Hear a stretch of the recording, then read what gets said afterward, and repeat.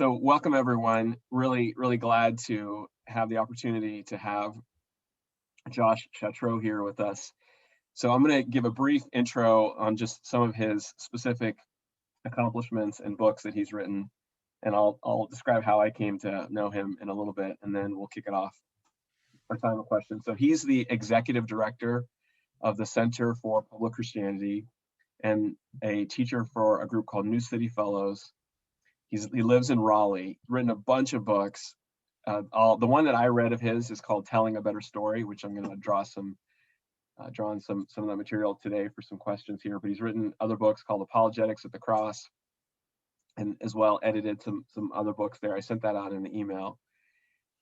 And he has a Ph.D. in biblical studies from Southeastern Baptist Theological Seminaries, an MDiv from SBTS in Louisville, and did his bachelor's in business from Georgia Southern.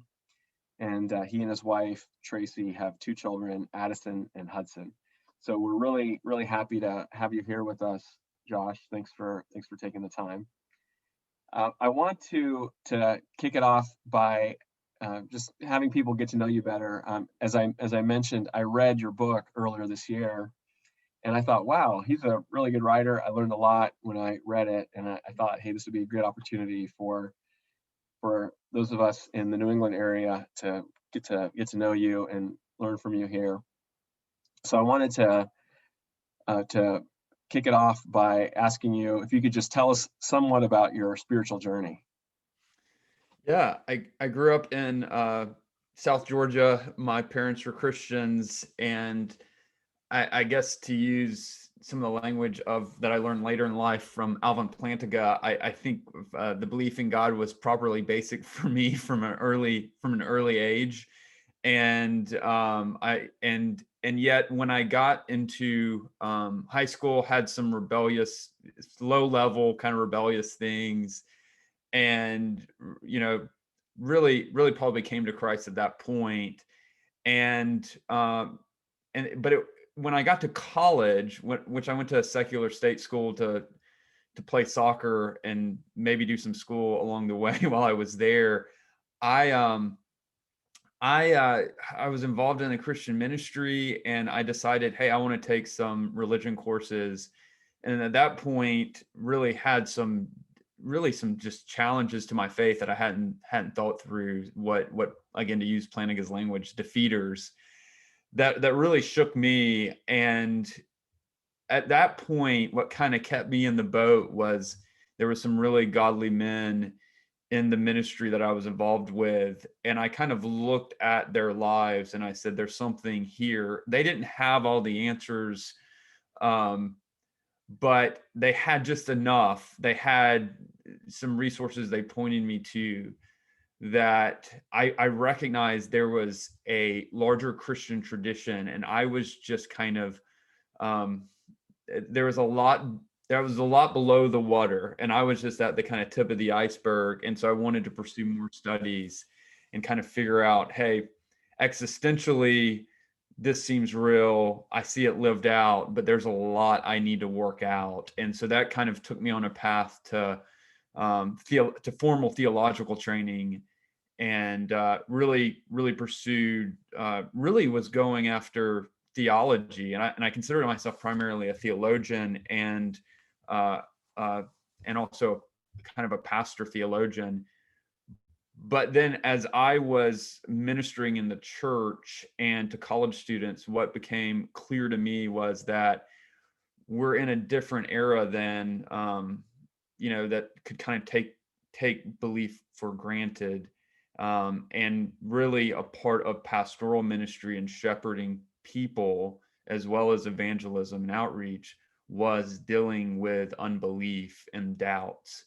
And so that took me on a kind of career path to become a kind of theologian apologist.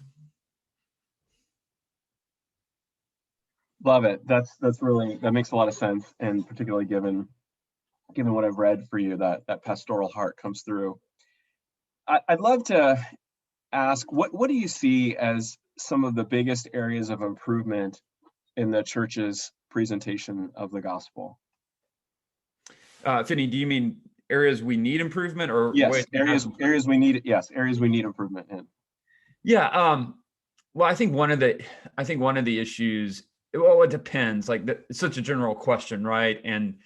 Um, and so sometimes it's difficult to universalize, especially given that there's different traditions. There's probably different traditions, I assume, in a ministry like this, in the room, represented by different people.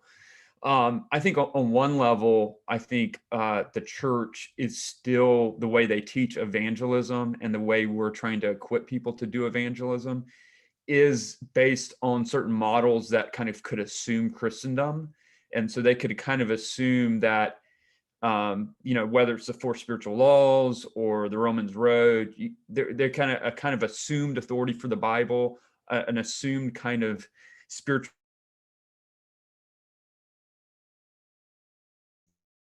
God, at least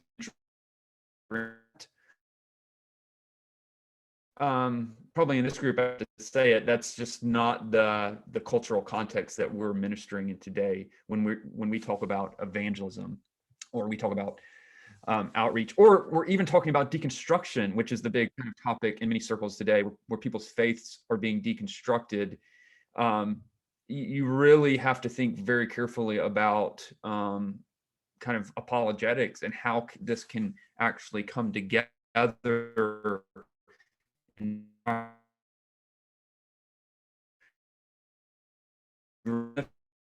People who, Christians are kind of foreign, exotic animals. They don't even, where do you even begin? Or Christianity is something that's hated because it's seen as the problem in our culture.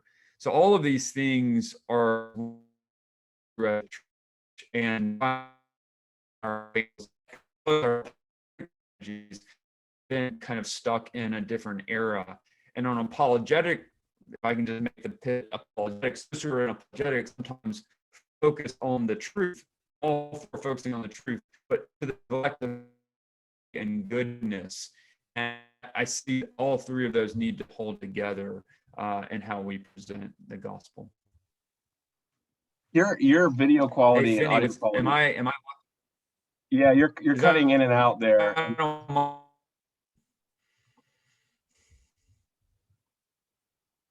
Yeah, it's happening for me too. Let me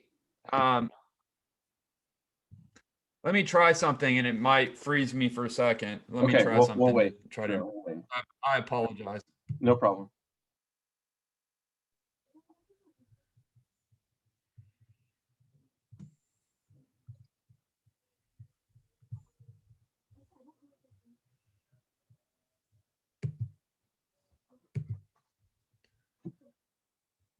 I assume you guys can hear me. We can hear you. Yep. Okay. All right. Is this better? So far, so good. Hopefully it'll hang there. We actually didn't get much of your last answer there. It was cutting way out, and so it was kind of garbled. I'm so sorry. I don't know. We haven't been having internet issues here, other than maybe it's a Saturday and everyone's streaming in my neighborhood. So I apologize.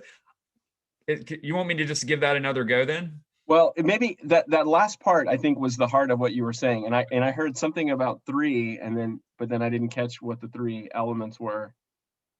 Yeah, I would say this, that we need to both. Sometimes in apologetic circles, we focus on truth to the neglect of beauty and goodness, and I'm all for focusing on truth. Don't get me wrong, but I actually see humans as holistic beings, and how we think about truth is connected, and how we perceive rationality is connected to goodness, beauty, and truth.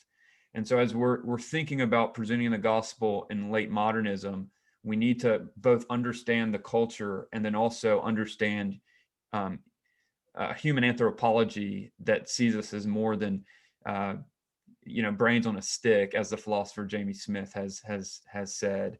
And so I think having a holistic view of humans is and then matching that up to kind of cultural things going on culturally to speak to them is what I see as the path forward.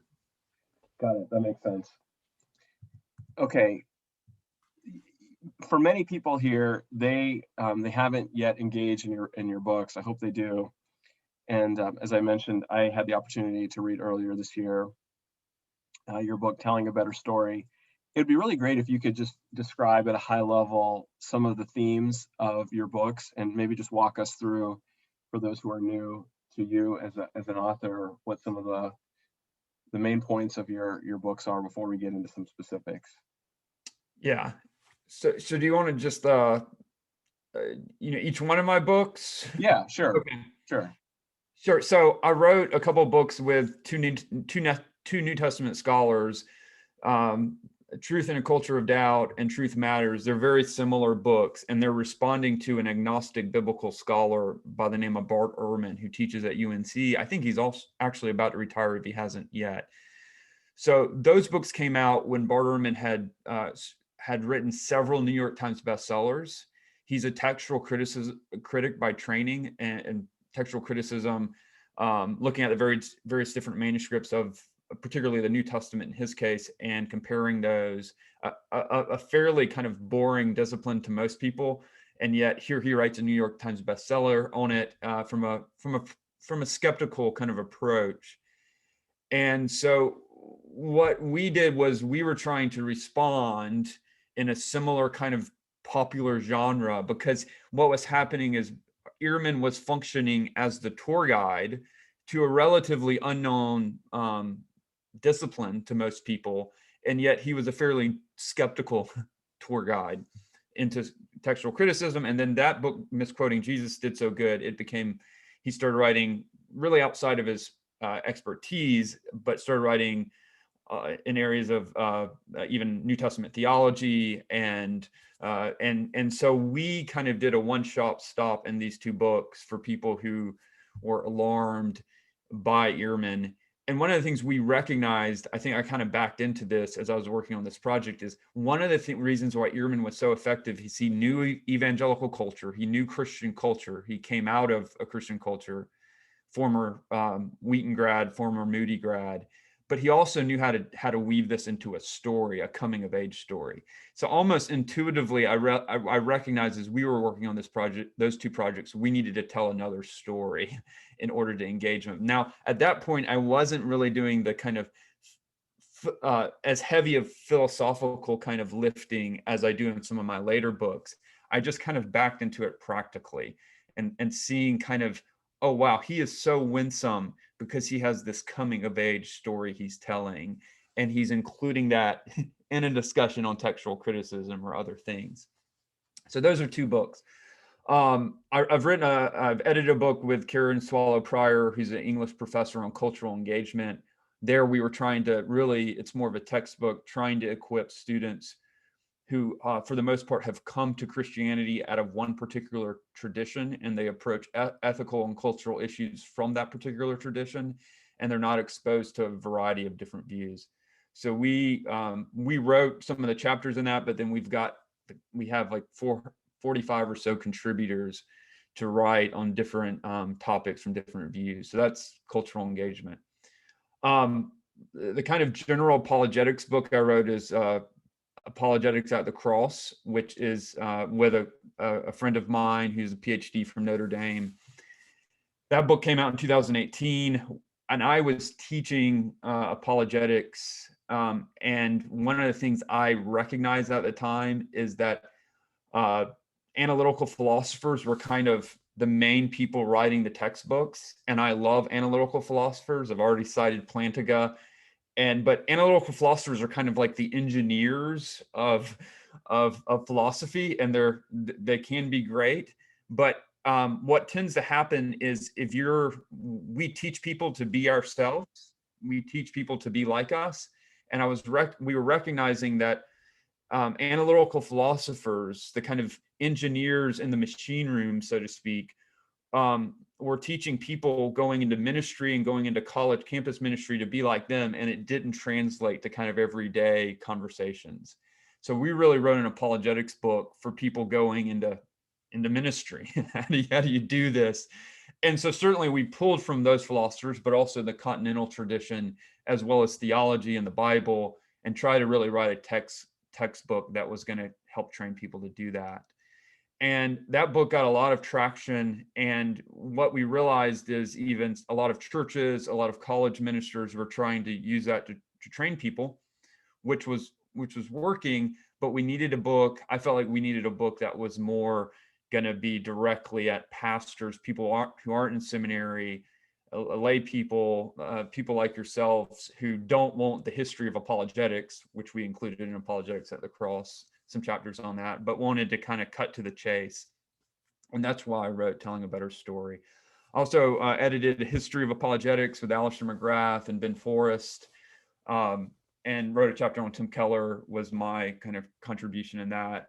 He's been a friend and inspiration to kind of what I'm doing, and learned a lot from Tim. So that was my kind of tip the hat to his work as I wrote that chapter on him for that book.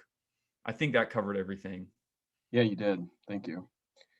All right. So speaking of Alistair McGrath, that's a great transition. So you and he have both written books specifically on the importance of the use of narrative and apologetics / evangelism. Especially for those who are new to that, it'd be great if you could connect that to what is the more traditional notion of apologetics. So a lot of people will think of William Lane Craig, who will get up and rattle off good, solid arguments for the resurrection, the Kalam argument. There's a lot of ID folks that marshal evidential arguments for design. It feels like that's a different category. And so if you could help situate the way that what you're describing here in relation to what I think most people think about apologetics. Yeah. Well, I think, let me start off with just like the debate stage. And I think there's usefulness to that. I think there's real usefulness to that, especially at a university if you feel like you're being bullied. And so let's get a top-notch debater on the stage against maybe a bully, a residential atheist bully or something, and have that kind of conversation, and then have breakout discussions and have more conversation from that. I think that there's a place for that.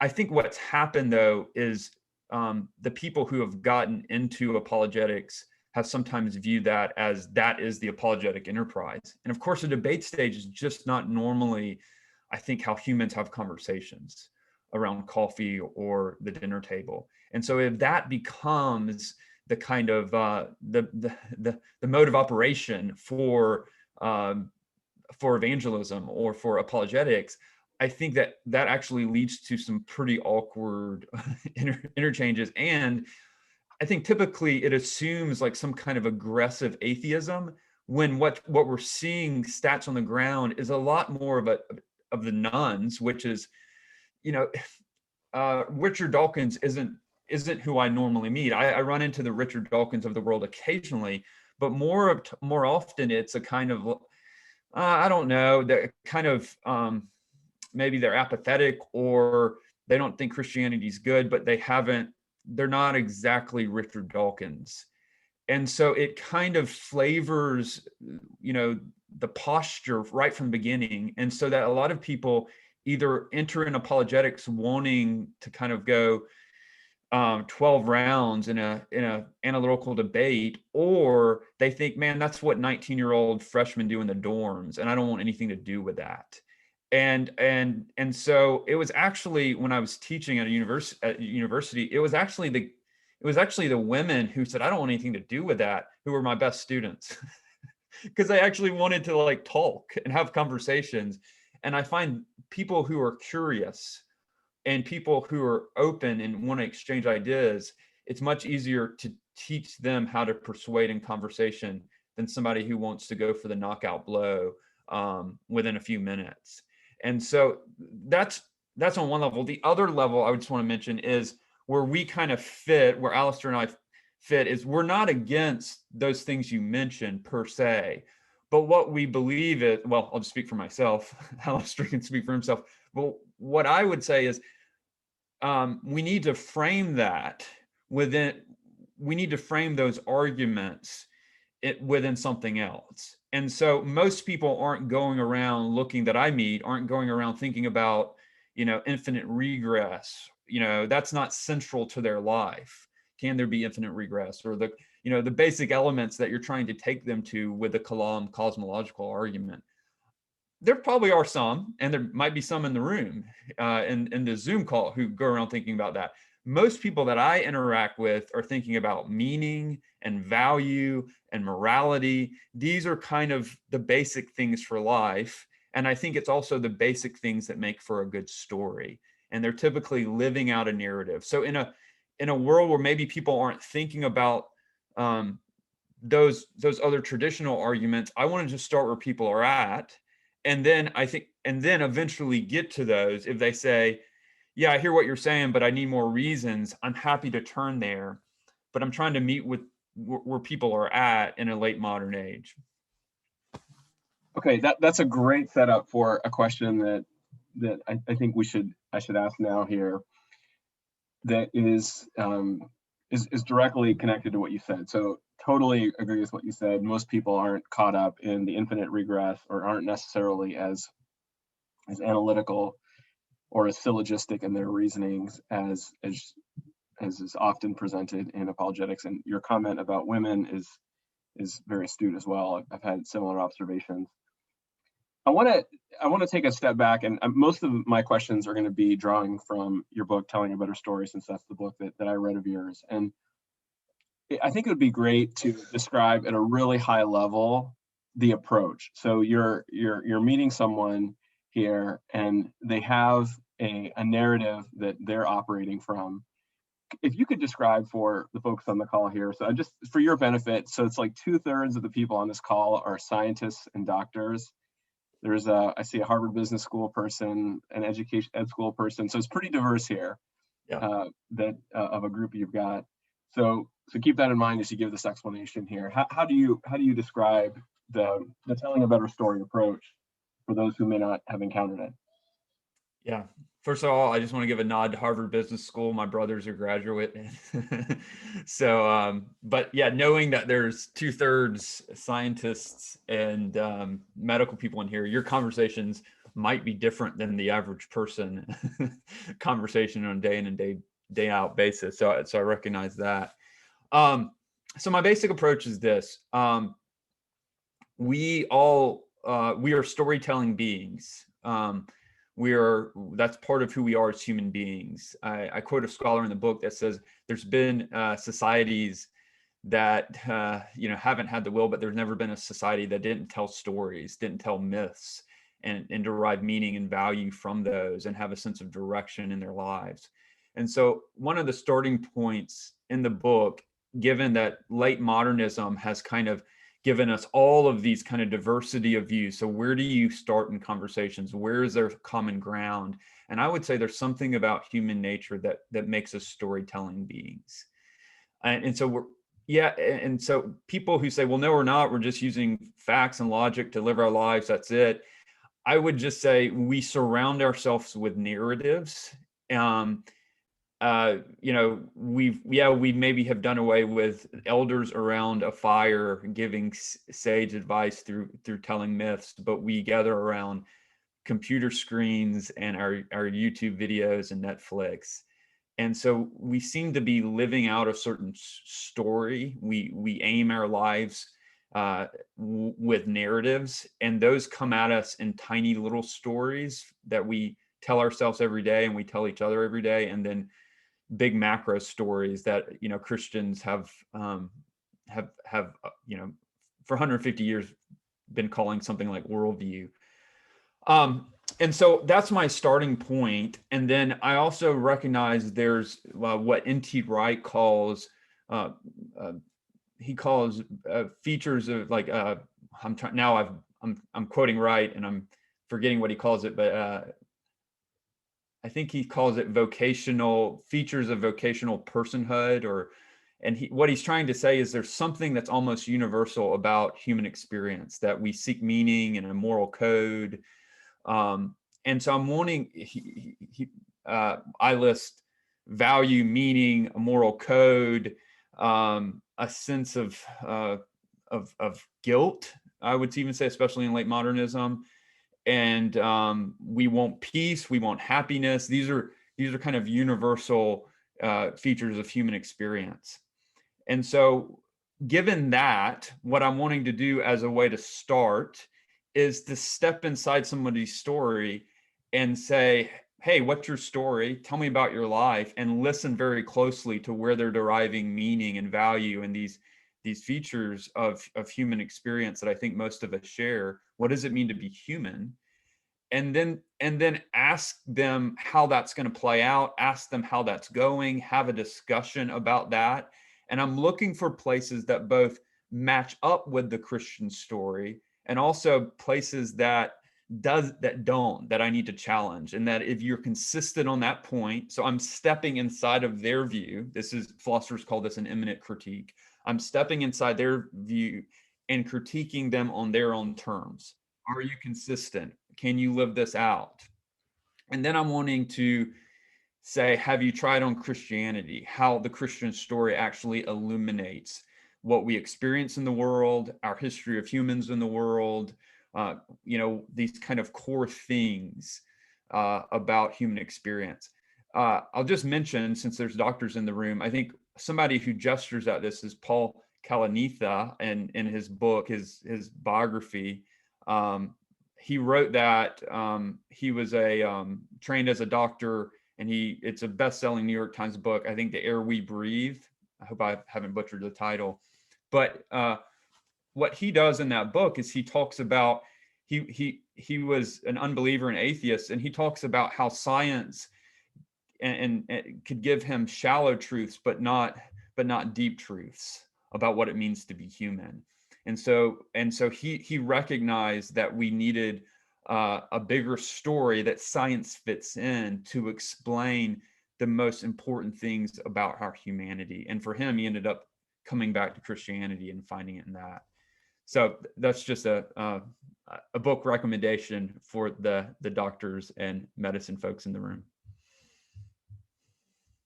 I'm going to share a slide here. Hopefully everyone can see this. This is from a book called Hidden Worldviews. That I don't know if you've seen this diagram before, but it's a diagram that I show this to a lot of people because I think it explains a lot of who we are. So the basic notion is that at the core of every person is some kind of a story, and that story shapes our identity, which in turn generates convictions, which shapes our values and ethics, and finally that leads to actions. And what a lot of people try to do, they see some misbehavior, something they don't like, and they'll address these outward, more superficial layers and not realize that they're not really getting at the core issues, which involve the replacement or at least modification of their core story. This basic diagram is something that I think is incredibly helpful and accurate to understand we as human beings. And when I read your book, I thought that accorded really well with that vision. So one of the things that it makes sense, and I feel like there's actually McGrath makes this point in his writings, that even biblically, we're on very good grounds. Theologically, we're on good grounds to use story because we have, the Bible is primarily story. We see that Jesus used story so effectively, it can circumvent defenses very more powerfully. It's a very effective tool to change people in very profound ways. So my next question is on how to do this well. So I love the concept, and you talk about how you listen very carefully, and you had this term, you use plot holes, where you look for something where maybe they believe something that's not in accord with their story. There's just some kind of misalignment there. And then you use that as a stepping stone to challenge them to consider the Christian story there.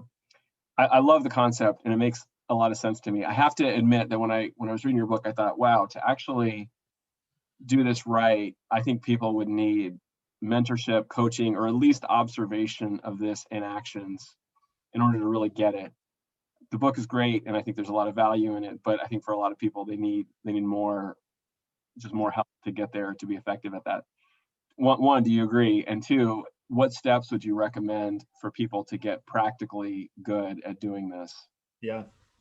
I mean, 100% agree. I mean, so one of the things I get frustrated with is in apologetics, though, is that, people write about this is insider baseball, but I'll mention it to you guys. It's like there's a lot of like methodology battles within kind of academic philosophers, and we argue about the methodology, and that's fair, but they never get out of that.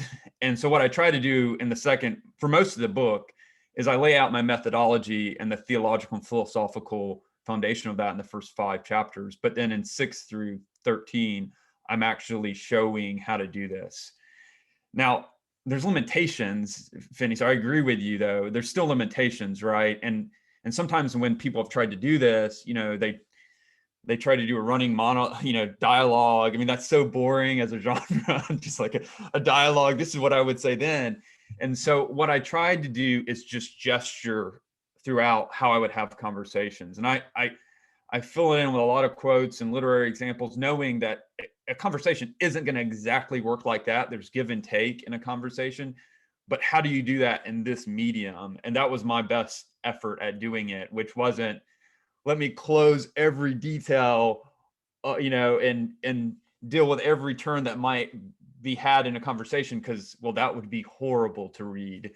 And so I think it's like anything in life. Like I as a soccer player, like I can tell my kids how to juggle or how to dribble, and I can give them technique, but at the end of the day, you've got to go out there and practice it, right? You've got to go and do it, and doing it with people is actually the best way to do it, in Bible study and, in groups where you invite other people, because then someone with more experience can lead and you can be there. So absolutely, that's vital to actually doing this, which means we jump into conversations and we risk,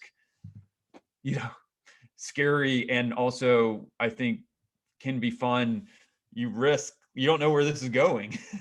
And that is kind of how, I think the best, I'm biased, but how the best sports are, right? A coach can only do so much, and then you have to improvise on the field. But I will say this, and it goes back to that chart that you just had, Finney, which is that I actually think one of the problems in the church is like we've kind of said apologetics is over here and evangelism is over here and spiritual life's over here. You can't see my hands maybe on the screen, separated. And actually, I think that instead, spiritual formation happens when in each other's lives and in our own lives, we do our own kind of Augustinian confessions as a way that we grow in sanctification. And what Augustine's doing in Confessions is he's going back through his story and even the present, and he's identifying kind of the gods or the narratives, whether it's achievement or it's, wrong philosophical turns he made. And he's saying, and he's identifying where his heart is. He's confessing that. And I think when we start doing that, dealing with our own idols, dealing with the false narratives that we're embracing as Christians, all of a sudden that becomes personal transformation and sanctification is the training ground to then do what Augustine did when he turns to the city of God and he's going to critique apologetically the idols of the city. Number one, he does it in such a way that, it's not saying you have these idols and I don't. It's not a wagging the finger. It's here are the wounds because I've been there. But it's also he has a deep reflection on where those things are going to lead. If you're trying to make peace through worldly achievement, through your own kind of family being the end all be all, your career, that's not going to end well. And he knows it because he's done the own spiritual work in his community in his life. So I actually see personal transformation and getting on the right story ourselves as vital to be able to identify other people's stories, be sympathetic towards that, but then point to a better way. So I think these things should go together in how we think about administering personal transformation. Thanks. I thought it would be a really good exercise here to have you illustrate for us a classic example of where a lot of people get stuck. A typical dead end is where people, they're talking to a non-Christian and they come to the S word, sin. And it's a word that people hardly use except for inside of a religious setting. Yeah. Most people are kind of turned off by it. It's sort of a judgmental word. Why in the world would God send people to hell for this? And then often there'll be some, okay, well, sin is missing the mark, or it's breaking God's law, something like that. But this gets to what you mentioned in the beginning. There's not really a heart resonance or connection. I mean, you can transmit some definitions there, but often the discussion doesn't go much further than that. And it's because they're just, people don't get it. They're not clicking there.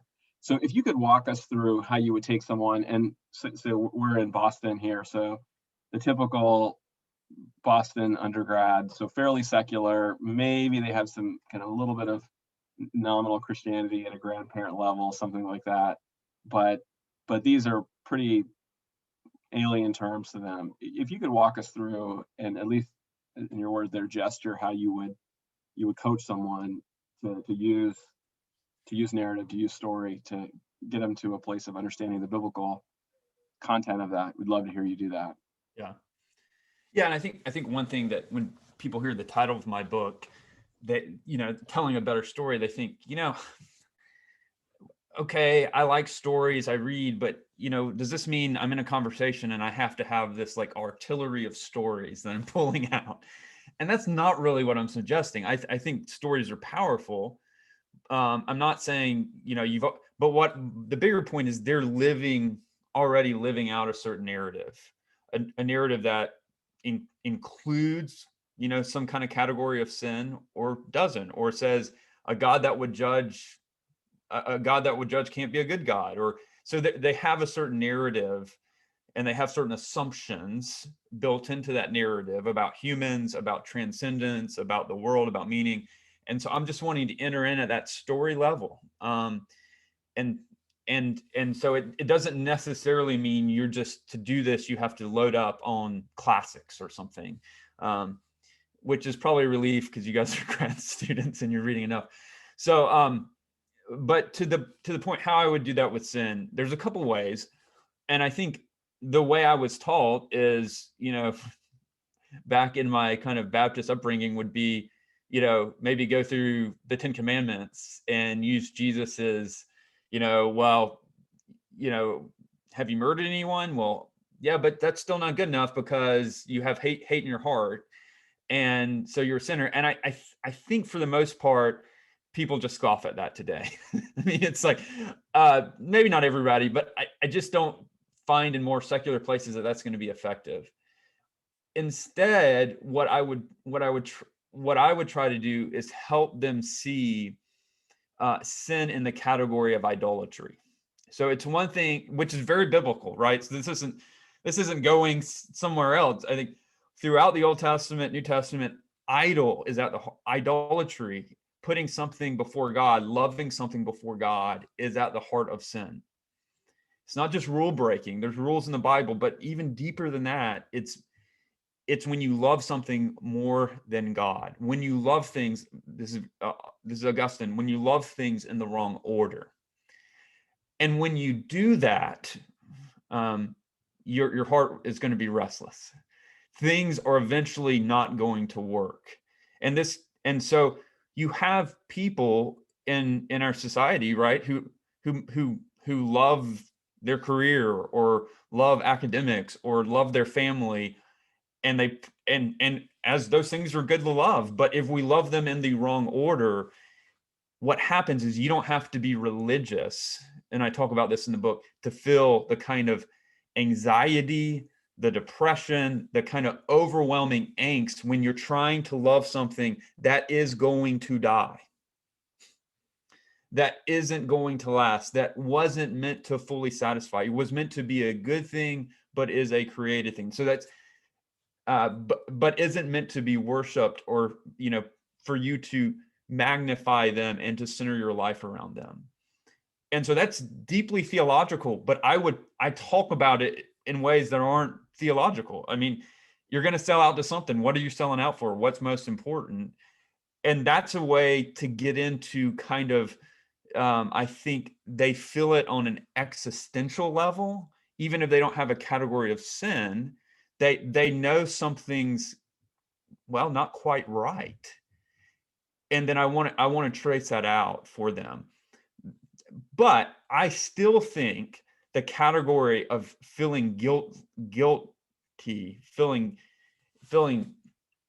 guilt and feeling shame is increasingly a category that we can deal with. And so I think what's happened is we thought that by doing away with the kind of categorical transcendent sin would relieve us of the feeling of guilt, but it hasn't. And Nietzsche thought it would, Freud thought it wouldn't. Freud seems to be right. The modern world has only increased our guilt because now, and this is what Freud said, he was saying, because now we have technology, we have the capacity, we can do more things. Now we know about the starving kids in Africa. Now we know we should recycle, but we don't enough. And whatever we do isn't enough. And so we feel this shame and this burden that we haven't done enough. And you don't have to be particularly religious to feel that. And I think a lot of our kind of public shaming of each other, maybe playing the victim, which all sides are doing, even wealthy white guys are playing the victim. I think some of that can be explained with this guilt we feel, and we're trying to get away from it. We're trying to find ways to alleviate that. In traditional cultures, there would be some kind of sacrifice. There would be some ways that the gods or God would be appeased, but in a secular culture, there's not that way to do that. So we're seeing, and this is William McClay's argument. He's a historian at University of Oklahoma. He wrote an essay on this in Hedgehog Review, which is out of Institute for Cultural Studies at University of Virginia, if you want to read more of his argument here. But I pick up on that in the book, and I think it's a powerful one. So all that to say on the guilt part, I think we can step into guilt and shame because people feel that, and especially kind of secular progressive students, I would imagine, feel that at Harvard as well. Thanks, Josh. Yeah, no, I would agree with that as well. I'm gonna get through a couple more questions. There's already some questions coming in the chat. I want to make sure we have time for folks to ask their own here. I want to build a little bit on what you just said there. So I'll say my own area that I've invested probably the most time into is the early church, like pre-Nicaea, and then between the 1600s and the 1800s. And when you read a lot of the famous writers out there, Richard Baxter, Align, Spurgeon, Charles Finney, people like that who had a lot of success, admittedly in a much more Christian era, for sure. But nonetheless, one of the things that they devoted a tremendous amount of time into was to actually cut people to the heart. And really, I mean, there's stories of people just weeping and weeping. And often I feel like when I hear modern approaches, you'll hear, okay, there's creation, fall, redemption, new creation, and you're trying to communicate these broad truths, and people will focus a lot of energy on that, and I get that, and that makes sense. But somehow what's missing is that deep repentance, that cutting to the heart, to use the Acts 2 language. Mm-hmm. How would you say that the approach that you've described in your book and that you've just been articulating can be useful in awakening the conscience to get that deep biblical conversion? Yeah, well, and that's great. And I'll say there's three ancient resources that are informing my thinking in telling a better story, which is the Bible, which you already mentioned it, which goes, talks about the heart, which isn't emotion separated from rationality, but it includes rationality and emotion, your will. So the heart's in ancient thinking is the center of your being, which is it's this holistic picture. I'm no surprise given who I've talked about several times already, which is Augustine, and he's doing this because he sees us as primarily people who love and worship. And then Pascal, the 17th century polymath who left us kind of his notes on apologetics. He died young at the age of 39, which reminds me I'm 39 and I haven't, like, when I look at Pascal's career, I know I'm a loser because that guy was amazing. But Pascal is really not taking the Cartesian pill. He was a contemporary of Descartes, but wasn't taking the pill of kind of needing to kind of establish things on a kind of absolute certainty. And so, and we can talk about, we might not have time, but we can talk. So there's some epistemology things going on here, but for Pascal, he recognizes the need to go at the heart as well as give reasons. He's not talking about anti-reason, but he wants to go at the heart. And one of the ways, he does this is he's an Augustinian. So he's going after thy heart by saying, really what I've done, he's saying, hey, look around the world and something's not right. And you're not right. And yet at the same time, aren't humans amazing, but we're also wretched. And so how do we put this together? But the point I want to make here is he doesn't feel, Pascal and others, the Bible, Augustine, they don't feel bound because, okay, I'm talking to an unbeliever, so I can't go after the heart. I have to just sterilely go rationality. And then once I convince him, then maybe I can go to the heart, as if we can so neatly separate kind of emotions and our view of goodness from our rationality. When in fact, if you read even modern unbelievers like Jonathan Haidt, he's been teaching us all that that's actually not how humans process information, that emotions are a part of that. And so I think that some apologists and some methods have kind of said, hang on, kind of going in with their hands tied, saying we can only play on this level. And I think if we return to ancient thinkers and even learn from some of what unbelieving kind of social scientists are telling us about human processing, then I think we learn, like, we don't have to be bound by that. It's not that we're illogical by any means, but we can go for the heart, and as we're giving logic. And so I actually think that's really important for us to be free to do that. Now, how to do that, again, that's why I wrote the book. But it would probably take, we only have a few minutes left. And I want to make sure I get a little bit of time for questions. I'm going to ask two other quick ones here, and then I'll turn it over. So one is on the potential dangers of this approach. And so I'll just say that we live in a society today that has more ease of access to very engaging stories between Hollywood, Netflix, Disney, and I mean, it's a multi-billion-dollar industry. Yeah. That people, the powers that be, know how to get people's attention by telling compelling stories. And there's a sense in which I wonder how, if we can fall into a trap, potentially, at least. I want to hear your thoughts on this, where we're trying to tell a more compelling story. And the analogy that I give is, and our story is more compelling, but the analogy that I give is like the whole world of like Christian music that often is trying to imitate secular music. And it's not as good. It's not as original. It feels like it's copying.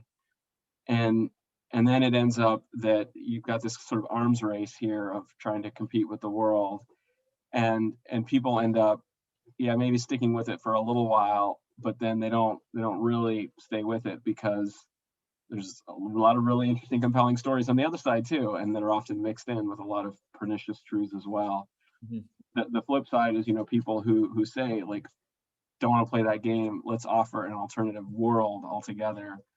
And I'm sure like the Benedict option and some of those books that have been proposed, which are they're not anti-technology, but they're much more of an approach of like, we gotta pull back here and create new orders, rhythms, ways of living that are going to pull people out of that. in order to actually get sustainable discipleship. So if you could speak to that concern. Yeah, there's a lot in there. Well, let me just say, because there's also a kind of how Christians should make culture and consume culture and be in culture. And I think I mentioned to you some of the beginning, connection with Andy Crouch here, and I'm going to refer to some of Andy's work. He talks about the difference between postures and gestures, and I think like condemning, critiquing, copying, those can be appropriate gestures towards culture. I think we should just condemn certain parts of culture, like the sexual abuse, pornography. Like there's no let's engage and find what's good here. That should just be condemned. And so there's part of culture where absolute like withdrawal from pornography, and that's a great and that's the appropriate gesture towards that. At times, to copy culture isn't necessarily bad. We can recognize the good in culture and say, hey, there's something we can learn and we can bring in. That's actually good. And so there's common grace, or various traditions put this in different ways. So those are all appropriate gestures, is Crouch's argument, but they're not very good postures. Meaning, if our posture towards culture as Christians is always simply condemn or always simply withdraw, that's a problem, I think, with the biblical narrative, which calls us to be, salt and light within the culture. It also, I think there's a cultural mandate for us to cultivate and create culture and create good things. And so that's a 30,000 feet level. I think he gives us some good categories. So the problem is when gestures become our fundamental posture.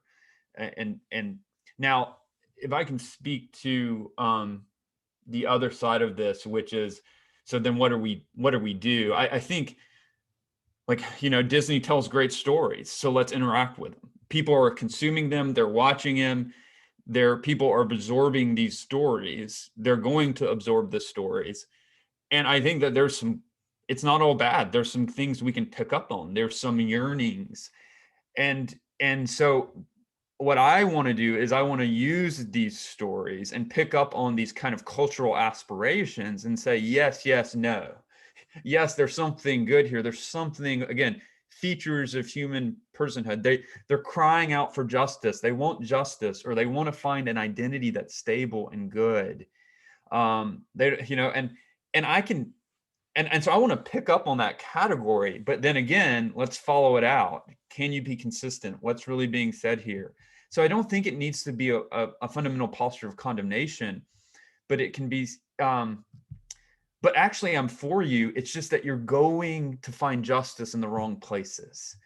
You're on a narrative that's not going to work. I'm for that aspiration. You want to be loved. You want to love. That's a good thing. That's part of what it means to be human, but you're going about it the wrong ways. So I want to tap into these narratives rather than have a fundamental posture against them, although recognizing there's going to be elements where my gesture needs to be condemnation. Thanks. The last question that I have, and then we'll open it up, is if you could give to a non-Christian in secular America today a resource, whether it's a book, a tool, video, whatever it is, what have you found? And I know this is hard because it's very generic, but what have you found to be some of the most helpful resources? As you know, we're affiliated with InterVarsity here. InterVarsity has often done a lot of so-called manuscript Bible studies. That's been a staple of what has led to a lot of people coming to know God. Do you have a preferred approach in this? Like I said, whether it's a book or a particular Bible study pattern. Yeah. Well, I think it's wonderful if somebody is at the point where they're willing to go through the gospel with you. So that's like a traditional non-creative answer, but there are like Christianity Explained or Christianity Explored, which is an old resource, but it's really pretty much six studies through Mark's gospel. And it's, sometimes it's just better to break it up and go through text. They want to learn, what does the Bible actually say? And I think sometimes people actually haven't really studied Jesus for themselves, and to have a Christian walk through that, I think that's been a tool that I've used. Now, as far as books go, some people aren't there yet, and to study the gospel. Maybe way too big for this. Yeah, it's kind of crazy. Maybe they've studied the gospel and still have a lot of questions. I think I mentioned Tim Keller earlier. His book Making Sense of God is a very good kind of book for late modern seculars, rather than a lot of apologetic books I think were written maybe for not deep secular people, and Making Sense of God kind of opens some doors. I find that to be a helpful book. If you want something more subtle, it's not a ton more subtle, but take a book like On the Road with Augustine by a friend of mine, Jamie Smith, where he's really tracing Augustine's story, but there's this apologetic flavor in it, which and Jamie's just a great writer, and it's a little bit more subtle, and so that's another book that I actually passed that to a neighbor recently, and we had some really good discussions where I don't think he would have wanted starting off like kind of a direct apologetic. Thanks, Josh. There's one question in the chat that I'm going to read, and then I'll invite people to open up their mics if you want to ask a question. So where was the question here? It was, I have friends who take a postmodern view that everyone defines their own story and life's meaning, if however you define it. The typo there. I'm happy your religion story works for you, but I will have my own story. How would you respond to this view? Yeah, I mean, a couple of ways. I mean, there's lots of angles you can take. I mean, I think having a discussion about we all have to cope with life, and how does your story how is it going to play out? And so that story might be working now, but I think a lot of late modernism, and in a kind of affluent West, we don't, the kind of, I mean, we put death away, we put certain things, suffering away, and how does your story how is it going to work when those things come? Because those are inevitabilities of life. They are coming for us all, suffering and death and loss. And so one of the ways I think to kind of smelling salt, this is Ecclesiastes 7 talks about the wise man goes to a funeral instead of a party. And I think part of an affluent culture, we just want to go to parties and we want to escape the realities of life. And I think wisdom and conversation says, no, but this is coming. We can't escape it. And so there's a kind of sobering, and it's oftentimes, I find that when people are struck by death and suffering and pain and loss in their own life, that they're kind of looking around. And so I think plant the seed there, knowing that that story doesn't have the resources to really ground them and sustain them when the inevitabilities of life come. Hang around, keep the relationship, plant the seeds now, and maybe they won't take root. But if you live out the gospel story around them, they sometimes come back around to you on that when things really hit them.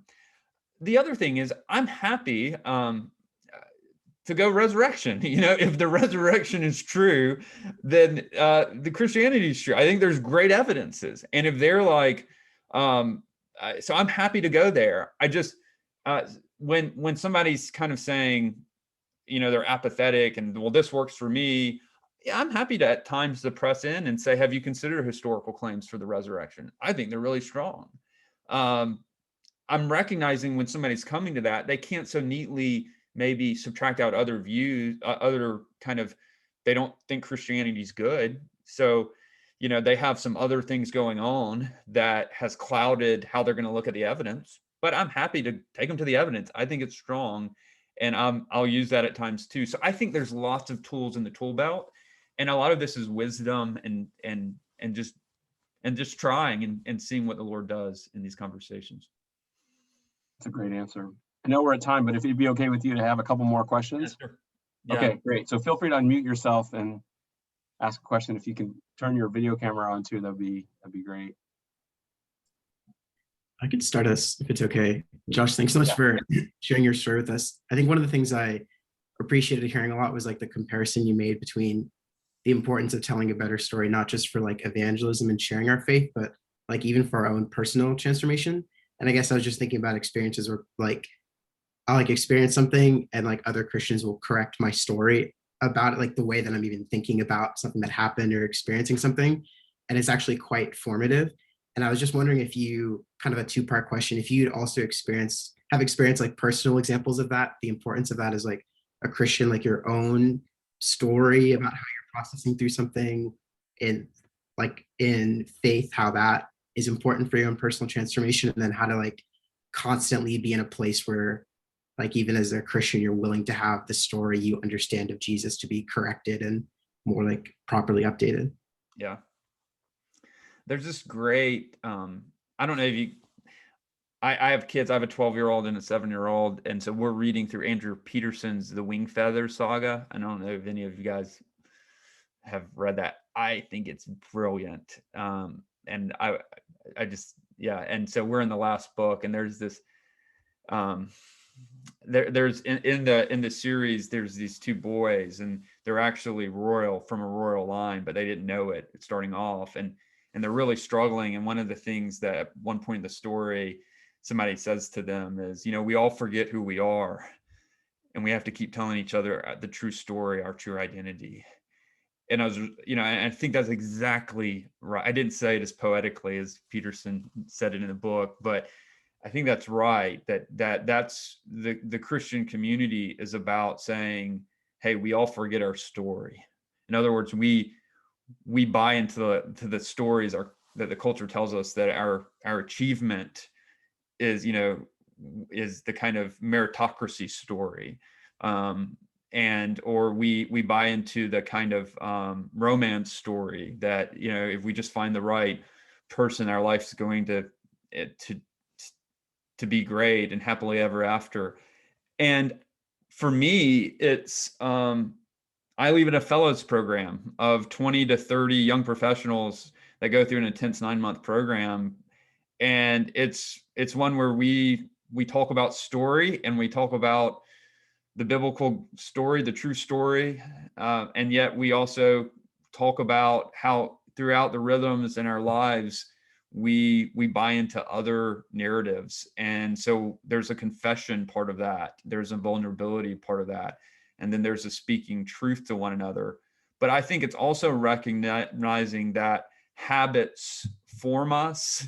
And this is where, Finney, you referred to the Benedict option. And I'm not a Benedict option guy, but I think where he gets it right is recognizing the power of practices and liturgies. And what I mean by that is just kind of community practices, things we do every day, and how that shapes who we are, because they kind of traffic in larger narratives, whether we realize it or not. So I think having a community where you have this kind of openness and confession and talking about narratives, and then also paying attention to the habits of our life, and how much what's going on here, and how that's actually forming us is an important part of I think living out the true story, and having hope even in times of darkness. Hey Josh, I have a question. First, thanks so much for being here with us today, and I really appreciate you expounding on this this sort of narrative approach. I think that's right on, and I think just from experience that is sort of like the way to at least have more constructive dialogue with people. I think my question is sort of like higher level. How did we kind of get in this mess? And I'm wondering if you have any thoughts on it, because my sort of working hypothesis is that the world sort of came up with quote unquote better narratives that just people now believe more, or they came up with new approaches or philosophies. And like and I guess, like, I'm wondering, I'm sure it's probably varied. If this hypothesis is true, it's probably like varied elements there. So maybe, the evolutionary theory and sort of kind of cutting out, decades or hundreds of years of a narrative that like God created the world, Genesis 1 and all that, like sort of put a big chunk in the Christian narrative to begin with, and that created sort of like this wave of agnosticism or atheism or whatever, right? Like, but I'm just, so I mean that's just, I'm just throwing that out there, but like what is fundamentally causing our cultural agnosticism? Yeah. So your question is exactly the question that Charles Taylor, the Canadian philosopher, asks in his big book, A Secular Age. It's about 1,000 pages. And he's asking the question, how in the Western world 500 years ago was it almost impossible not to believe in God, to now it's very difficult, at least in some quarters, to believe him. At least it's not the only option, and we all know it. And so that is exactly the question he's asking. It took him 1,000 pages to answer it. So we're a little limited on time. Let me say something. What he says is it's not what you might think. What he says is it's not what he calls the subtraction story. And so he says the popular kind of myth is that what you have in secularism is what happens when you get enough evidence and you get enough kind of data, and you just follow the data, and then that leads to subtracting out God, and then what you have left over is the world without God. And he says that's almost certainly wrong, because he says you don't even get modern secularism in the form that it is without the Christian story. You can't tell the history of the West without Christianity. And so he says, actually, and this is sometimes called the graveyard thesis, but that Christianity dug its own grave, which is maybe encouraging for us to hear. But he says, basically, he's saying, he doesn't use that language, some other people use it to describe him. But what he's saying is things that we take for granted, that your probably secular humanist friends take for granted, like universal benevolence, that we should love all people, or human dignity, you can't get without the Christian story informing the kind of the Western narrative as it is today.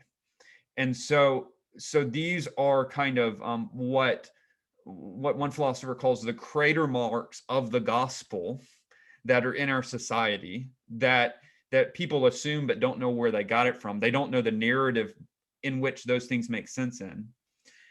And but what Taylor is saying is some of these things, a certain conception of, for instance, universal benevolence, that we should love all people and all people have dignity, actually kind of disconnected from the Christian story, actually turns around and eats the Christian story, makes it entirely implausible, because now you have a God that judges and sends people with dignity to condemnation. And so he's actually saying Christianity, it's not simply we're following the evidence, but there's a moral kind of force there.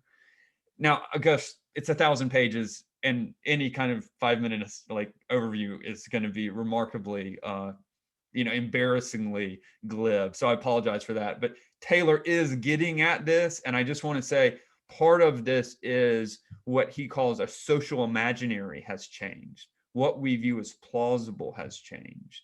But even the modern social imaginary is still wedded in ways it doesn't fully know typically to the Christian story. And part of my approach is finding those points, challenging the person to say, does this make sense on your story? And then saying, doesn't this desire that you have for human dignity and universal benevolence, doesn't it make better sense on this Christian story? But then I'm going to have to deal with the defeater, as we all do. What about a God who allows pain and suffering and evil and condemns people? So it's not saying we don't have to deal with that. We still do. But that's the last part of my book. So sorry, this is what authors do. We keep pointing to our own books. Sorry. No, that's great. Thank you. It makes Brent- sense. Yeah, Brenda, why don't you ask your question? Yeah, thanks. And just as you were just speaking, just and also adding my thanks for your talk to everybody else's. As you were just speaking, I was thinking of Vishal Mangalwadi's book, Truth and Transformation, and looking at the repercussions in different cultures that do or don't have roots in Judeo-Christian thinking. It's a really interesting read. And one of the chapters that I particularly loved in that book was the chapter when he looks at 1 Corinthians 13 and talks about the role of the church as being a revelation of the quality of love that the world doesn't have without Jesus, and empowered by the Holy Spirit. And it's been a while since I've read it, but I just loved reading that chapter. But anyway, one of my actual question is about your comment earlier where you mentioned how you've seen some compartmentalization in the church between apologetics and evangelism, and I think you said spiritual life. And I definitely feel like I've observed that and felt it in my own life sometimes. And I'm wondering if you have any ideas on like how can we kind of nurture a more authentic integration? Because to me, it seems like a lot of what you're recommending for effective apologetics is apologetics that's infused with just an authentic love and desire, for the person, yearning for the person to know God the way that God yearns for them to know his love and grace. And that comes from authentic relationship and taking the time to hear and understand their story and being genuinely interested in their story, so that there's room for the Holy Spirit to give us insights into how to speak into that story in a way that proclaims some gospel truth about God and who he is and his love and grace and holiness. So anyway, I'm just wondering if you have any kind of sense, or if you've seen things that have been effective in helping to kind of bridge that compartmentalization and nurture more kind of integration and wholeness within the church. Yeah. Yeah, and again, some of this depends because my guess is we're coming from different traditions and different church backgrounds, and so some traditions are stronger on different parts than others in some denominations and local churches. So it's hard to universalize, but I can say from my context what I've found, and I think what you're asking, what I found helpful. I think I want to encourage people to, of course, share their story, share the gospel, but I really want to. I don't want to instrumentalize the gospel. I want the people to see in a way that's kind of heavy-handed. Of now go share this, and here's the track. But to experience this grace. Hey, I'm not using you as another foot soldier. That's not the point here. And and I think there's certain evangelists can do this maybe unintendedly, but people can not necessarily be ministered to holistically, and they're grabbed up as a foot soldier within my kingdom and I'm the general. But instead to help them see how the gospel changes everything. And so the curriculum we use in our program is it changes us, like grace changes us. It changes how we interact with with ourselves internally, with God, with other people, and how actually it brings healing and holistic kind of healing. And then that's going to kind of push us out to want other people to come and taste and see. And I think when you experience that, as we all have at some level, I assume in here, it's saying, hey, come, I want you to taste this. It is different, and it's good, and we tend to want to do that more as we see people suffer and we see people going through hardships. We want to offer, because we've seen how the gospel actually connects up to our lives. We see the relevance. And so we're much more eager to do that to other people. And so it's like, hey, to love someone is, of course, you point them to the good. but we have to experience that as good in our own lives. And so so our curriculum and the way I teach, it just kind of brings these things together. There's a wisdom. A good little book, another book is by a friend of mine, Jonathan Pennington, Jesus the Great Philosopher. And he's talking about philosophy as a way of life. It gives wisdom unto life. And Jonathan, he's a New Testament scholar, studied under Richard Bauckham, which is one of the, greatest, you guys have probably heard of him, New Testament scholars still around today. And it's a really good book, Jesus the Great Philosopher. But he's saying Christianity actually gives us this wisdom that changes the way you live, and I think you're naturally going to want to share that if you inhabit that wisdom yourself. Thank you. Great. Maybe we have time for one more question, and then we'll let our speaker go. He's been very generous with his time. Any final questions? Sure. I'll try asking the final question then. And this is related to your point earlier about, with regards to Reggie's question, the idea of universal benevolence having Christian roots. So I've actually, in the past, when I've talked with family members or friends, have tried to bring up that idea that, like this idea of universal benevolence has Christian roots. But I think the argument that I often hear people give is that they would push back against that idea and say, well, like, no, like, look at other faith traditions, like, look at Buddhism, like, look at Hinduism, and like, you can even like, look at Islam, like the idea of like respecting other people and treating other people with dignity is inherent in other traditions as well. So they would say that it doesn't come from Christian roots. And I think the thinking is that like we've reached a culture or society where we're just aware of like all these thoughts, and we're kind of trying to collect it all together to create something that's palatable for everyone. And I'm curious to hear your thoughts on that as a counter argument.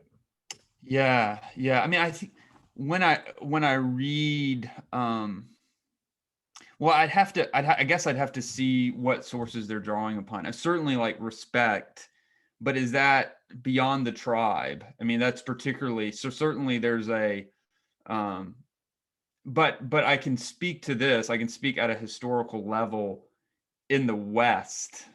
So let me stick to my expertise. So first of all, I would just want to engage and ask more questions and see where they're coming from. I'm not an expert on every world religion by any means. So I would be open to saying, hey, let's have that conversation. I'd love to see but I would also want to make sure it's clear that I'm making a distinction between a kind of community, like a contract within a community, or this, then a kind of universal benevolence. We should care about we should love even that warring, that warring country, and those members. So, but just wanting to have some epistemological humility at the point, let's have that discussion. But I would say where I am more confident to make this claim in the history of the West, this is where these ideas have come from. The closest competing option would be Stoicism. But I don't think, and I think Stoicism has some things we can affirm, in certain, but it doesn't quite get there. And there's some work I could point you to if somebody was interested in this, but it doesn't quite get there. I think Stoicism is the closest thing you have in the Western world. So at least in the Western world, this is where the ideas have, of universal benevolence, Christianity is providing kind of the metaphysics for that. And it's certainly not a kind of a book on this that I think does some of some careful thinking on here is Christian Smith's book, Atheist Overreach. You certainly can't get there by way of secularism and kind of contract theories and things like this. So, sorry, I feel like that was my worst answer. But I also recognize that I would want to have conversation on and show respect to those different religious traditions and try to understand them more, rather than discounting that claim right off the bat. Yeah, well, Thank you so much. We really appreciate your coming on here and sharing with us. As I mentioned at the beginning, when I had the opportunity to read your book, I felt like I learned a lot, and it was really helpful for me. So I hope folks can look you up on Logos or Amazon, whatever your reading source is, and get a chance to spend some time with Josh Chatraw's work. So thanks again for coming on, and let's all collectively give a thanks to Josh for speaking this afternoon. Thanks, Vinny. And I have to ask, I do these periodically. Nobody gets my last name right, but you've pronounced it right. Did I tell you, or did you? No, I listened to, I went on after I read your book, I went and watched some of your YouTube videos, and I listened for how you pronounced it. So I heard it from the horse's mouth. Well done. Good reconnaissance there. You took the time to figure that out. So it would have been fine if you butchered it. I don't mind, but I appreciate that. Yeah, you're very welcome. Well, hey, thanks again, and looking forward to hopefully meeting you sometime when I'm in Raleigh visiting my brother-in-law. Yeah, please do. Yeah, take care. Thanks, guys. All right, thanks.